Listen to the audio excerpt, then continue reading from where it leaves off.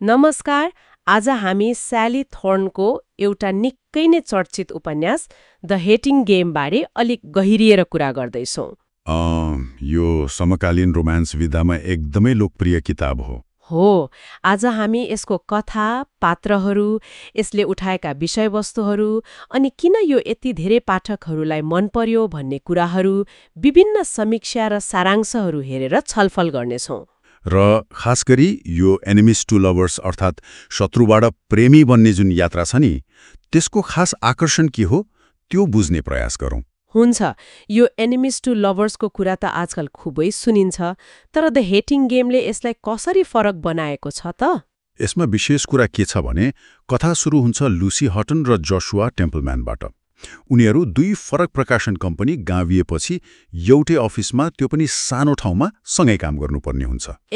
अनि उनीहरू एकअर्कालाई फिट्टिकै मन पराउँदैनन् हैन त, कम्तीमा सुरुमा। हो, त्यस्तै देखाउँछन्। लुसी अलि मिलनसार रमाइलो खालकी छिन्। जसुआ चाहिँ एकदम गम्भीर, अलि कठोर नै भनौँ न। कार्यकारी सहायकको रूपमा काम गर्छन् है, अनि दिनहुँ जस्तो एकअर्कालाई होच्याउने, खिसी गर्ने सानातिना खेल खेल्छन् रे। त्यस्तै, जस्तो त्यो स्टेरिङ गेम भयो, कसले पहिले हेर्न छोड्ने भनेर। अनि मिरर गेम, जहाँ एकले अर्काको हाउभाउ नक्कल गर्ने। रमाइलो तर तनावपूर्ण सुनिन्छ। एकदमै। अनि यो तनाव झन बढ्छ जब उनीहरू एउटै प्रमोसनको लागि प्रतिस्पर्धा गर्न थाल्छन्। हो, त्यहीँबाट कथाले मोड लिन्छ होला नि। त्यो देखावटी घृणा कसरी आकर्षणमा बदलिन्छ। ठ्याक्कै। त्यो प्रतिस्पर्धाले उनीहरूको बीचको त्यो लुकेको केमिस्ट्रीलाई बाहिर ल्याइदिन्छ। थर्नले यो कुरा निकै चलाखीपूर्ण ढङ्गले देखाएकी छिन्। यो केवल अफिसको ड्रामा मात्रै होइन। यसमा उनीहरूको व्यक्तिगत कमजोरीहरू, त्यो भावनात्मक पर्खालहरू भत्किँदै जाने कुराहरू, अनि प्रेम र घृणा बीचको त्यो मसिनो रेखा पनि देखाइएको छ। त्यो प्रेम र घृणा बीचको मसिनो रेखाको कुरा त निकै रोचक लाग्यो। तर त्यो जोशुलाको चरित्र छ नि, जो यति कठोर, कहिलेकाहीँ त अलि निर्दयी जस्तो पनि देखिन्छ, पाठकले उसलाई साँच्चै कसरी मन पराउँछन् होला? उसको त्यो जटिलता कहाँनिर छ? राम्रो प्रश्न।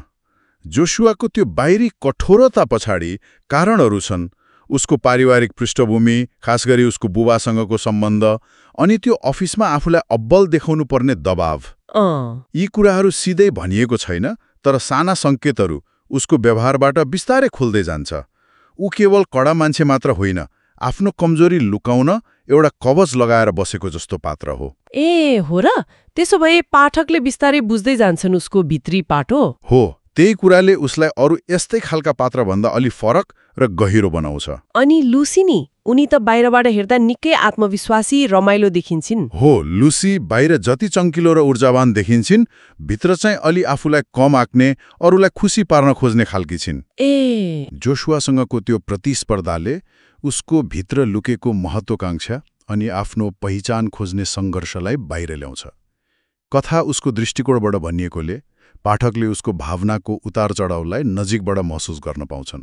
अनि उनीहरूको केमिस्ट्री, त्यो त किताबको मुटु नै हो भन्दा हुन्छ।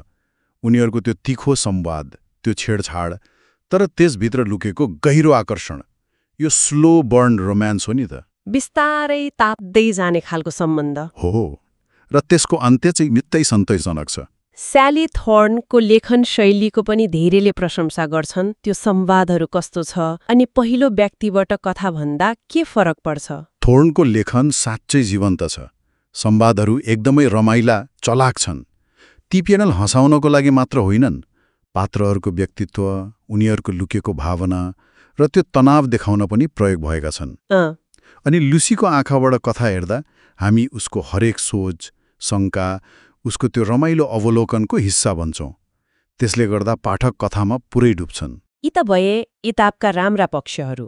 केही कमजोरीहरू पनि छन् कि? अवश्य हुन्छन्। यो कथा मुख्यतः लुसी र जोसुआकै सम्बन्धमा केन्द्रित छ। त्यसैले बाहिरी द्वन्द्व वा अरू सहायक कथाहरू अलि कम छन् कि जस्तो लाग्न सक्छ कसैलाई। मतलब सम्बन्ध नै मुख्य फोकस भयो। हो, अनि कतिलाई लुसीको जोसप्रतिको त्यो आकर्षण अलि छिटो भयो कि वा अलि अवास्तविक हो कि जस्तो पनि लाग्न सक्छ। अनि रोमान्स विधामा सामान्य भए जस्तै अन्त्य अलि अनुमान गर्न सकिने खालको छ, जुन सबैलाई ठिक नलाग्न पनि सक्छ। तर समुद्रमा हेर्दा यी कुराहरू किताबको आकर्षण अगाडि त्यति ठूला लाग्दैनन्। यो किताब 2021मा फिल्म पनि बनेको थियो होइन? लुसी हेल र अस्टिन स्टोवेल थिए क्यारे। हो, फिल्म बनेको थियो, तर प्रतिक्रिया चाहिँ मिश्रित थियो। कति फ्यानहरू पात्रहरूलाई पर्दामा देख्न पाएकोमा खुसी थिए, तर कतिलाई चाहिँ किताबको त्यो गहिराई, त्यो संवादको मजा फिल्ममा ठ्याक्कै आएन भन्ने लाग्यो। किताब र फिल्मको अनुभव फरक हुनु त स्वाभाविक नै हो। समग्रमा यो पुस्तकलाई कति रेटिङ दिन सकिन्छ त? म त यसलाई 5 मा 4.5 स्टार दिन्छु। यो एकदमै स्मार्ट, अलि सेक्सी अनि निकै रमाइलो हास्यपूर्ण रोमान्स हो। कसका लागि उपयुक्त होला त यो? जसलाई चलाक संवाद मनपर्छ, अफिसको पृष्ठभूमिमा सेट भएको कथा मनपर्छ अनि त्यो शत्रुदेखि प्रेमीसम्मको यात्रा मनपर्छ, उनीहरूका लागि यो एकदमै उत्कृष्ट छ। यसले आधुनिक रोमान्टिक कमेडीमा एउटा राम्रो स्तर नै बनाएको छ जस्तो लाग्छ। हो नि, साँच्चै राम्रो स्तर बनाएको छ। यसले मलाई एउटा कुरा सोच्न बाध्य बनायो। कार्यस्थलको त्यो दैनिक तनाव, प्रतिस्पर्धा, त्यस्तो वातावरणमा फुल्ने प्रेम कथाहरूले पाठकलाई किन यति धेरै आकर्षित गर्छ होला? हो, यो विचार गर्नुपर्ने कुरा हो के यस्ता कथाहरूले हामीलाई आफ्नो वास्तविक जीवनको तनावबाट एकछिन भाग्न मद्दत गर्छन्? सायद। वा यसले मानवीय सम्बन्धहरू कति अप्रत्याशित र रमाइलो तरिकाले जिलिन सक्छन् भन्ने देखाउँछन्? सायद दुवै होला। यो प्रश्न पाठक आफैले पनि सोच्न सक्छन्।